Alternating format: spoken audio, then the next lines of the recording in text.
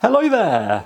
So, about a week or so ago I posted a whip of the Civitas Imperialis elevated Plaza tile here on YouTube and also on my Instagram, and had a comment asking for a tutorial on it, specifically how I do my sort of ivory ground stoneworks, which is also what I do on all of my Legions Imperialis bases. So here we are. Also, before we start, I just want to thank every single one of you that has liked, commented, watched, subscribed from my last video. The response was honestly touching and really overwhelming, so a huge thank you. So, the elevated Plaza tile set. It was released around Christmas 2024, I think it was. And it's a direct only purchase. Can't get it really from LGS's. You get two identical tiles in the box, and they're designed to fit in with the road tiles that were released at the very start when the initial game was released. I haven't picked any of those up yet, although that might change today, to be honest. But this tutorial will work for those as well, that it's got the same sort of ground on it. You just got to decide what's road and what's pavement, etc. So the first step is to get them lightly primed. So I use this Hyrax Brown from Colourforge. I just love Colourforge primers. They're a bigger can than GW. They come in a nice range of colours and it's affordable and it really works. Like, the coverage is great, it's nice and smooth. I've never had any speckling issues or anything like that. So if you can get hold of Colourforge, do give them a try. Next is the secret sauce of the whole thing, my extra little step that I feel really elevates these plazas and all my bases as well, and that is typhus corrosion. Apply it all over the ground surfaces, not skimping on it, but not really drowning it in it. Dabbing is possibly the best adjective to use for what you need to be doing with the typhus corrosion. Boom. I think that's how you dab. This is without a doubt the best way to add texture to the flat surfaces that I've found that's in keeping with this epic scale. Texture paints like Astro Granite and, is it Stirland Mud? They're just too thick and clumpy, and the particles definitely aren't fine enough. And I just really like the way that typhus corrosion is more liquid with little bits in rather than a paste, so it doesn't add any height or weight when you're applying it to the very flat surfaces that GW have created. They haven't added any texture to this bar a few cracks and little things like that around the edges of the tiles. So once that's dried thoroughly, I go in with a all-over coat of Aries Flesh from Tooth & Coats. This is kind of a Carrick Stone equivalent, I believe. This will really start to brighten things up. It's nothing too fancy, you just want relatively good coverage. And that's before we move on to the wash stage, where I am going to apply a liberal amount of good old Agrax Earthshade. It's not focusing at the moment. We all know what Agrax Earthshade is. I've fully switched over all of my shade paints washes to the newer Citadel colour, and I guess the newer Warhammer colour ones now, in the 18mm pots, just so that I have consistency across all of my tiles and all of my models. Just got to make sure that you properly get into all of the nooks and crannies and the recesses with your shade, and then we're going to again leave it to totally dry before moving on to the really fun step, the dry brushing. Now, I'm not a dry brushing expert, and for plaza tiles and things like that, you really don't need to be.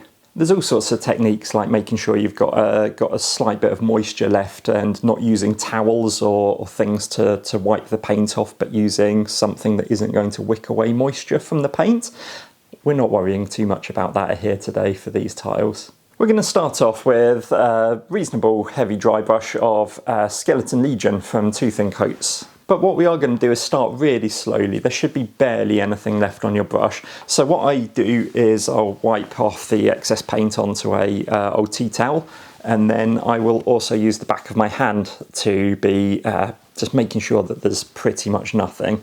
And then work it in random but circular motions so you don't end up with streaks and lines appearing.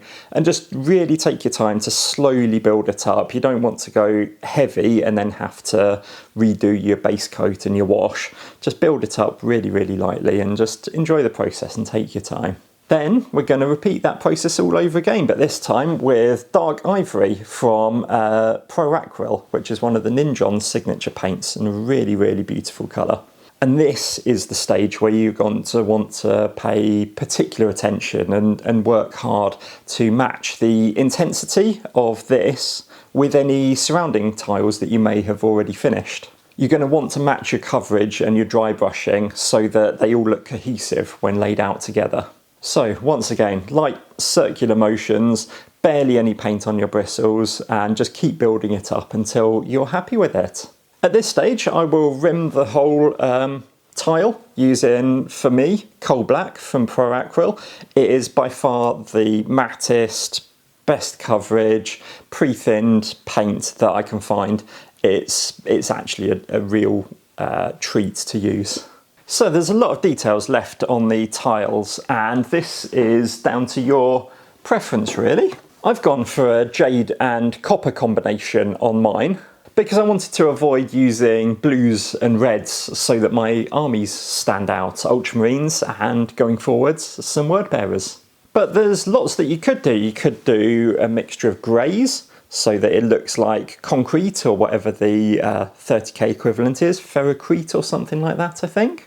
You could do like red and gold, like a really stunning bright red, and then a nice rich gold, and that would just look so crisp. You just got to think what would complement your armies rather than detract from them or make it look too similar is what I'm thinking. However, you might want to fully theme it so that you do have like a Sons of Horus themed Plaza tile where they meet for parades and things like that. It could work really well. So my buildings that I'm putting on my tiles, they are, again, kind of similar but in a bone colour, but they have a lighter teal for the roofs, kind of that patina look once I get around to finishing them off. So I feel that that works with the dark jade and the teal, and then the sort of more ivory with the more traditional bone colour. Similar, but enough contrast so that you know where the surface ends and the building starts. And so here are my finished tiles. I can't wait to add some roads to it, and I really need to crack on with finishing my buildings. I've done a first pass of primer and wash, but they need details picking out and working up to a level that I'm happy with. So I mentioned Instagram earlier, and if you're on the platform, please do feel free to give me a follow.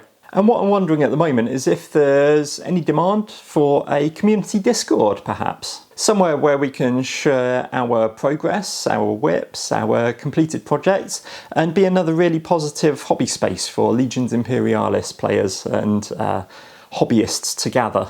Please do let me know what you think in the comments. Don't forget to like, smash that subscribe button, and very kindly YouTube is going to pop up a suggestion here of what you might like to watch next. Perhaps go for it, or not, depends what time you have I guess, what kind of mood you're in. I appreciate you watching, as always. Thanks so much. I've been Tim, this has been my hobby space. Have an awesome time, and I'll catch you on the next one. Cheers.